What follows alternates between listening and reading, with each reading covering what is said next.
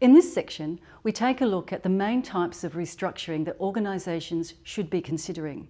We cover acquisitions and sales of operations, mergers and winding up. Even if you and your board are not considering any of these options right now, it's worth taking a look at this section as a reminder of what you can do. And it's a good idea to review these options before updating your strategic plan.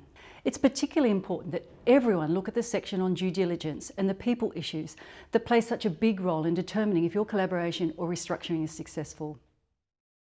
When we reviewed the literature on restructuring, we found that there was a lot of focus on merging of organisations, but less attention paid to the other types of restructuring. So we're going to start by taking a look at acquisitions, sales and demergers. We will then spend a bit of time on mergers and winding up. Before we do, it's worth clarifying these terms further. In the corporate sector, the terms mergers and acquisitions, or in M&A, is used differently to the way it is in the not-for-profit sector. In the corporate environment, the term merger and acquisition can be used interchangeably to describe the amalgamation of two or more entities.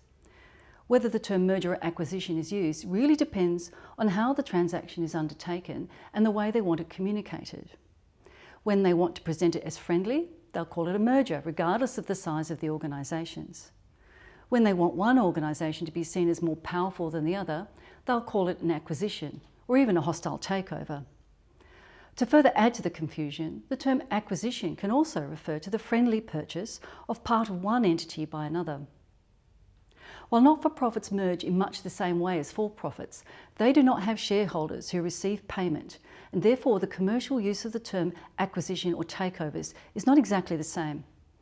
To avoid any confusion, we are going to use the word merger to describe the combination of whole entities, and we'll use the term acquisition to describe the purchase of part of an organisation by another. Before we look at these options, I should note that we are focusing here on the main types of transactions.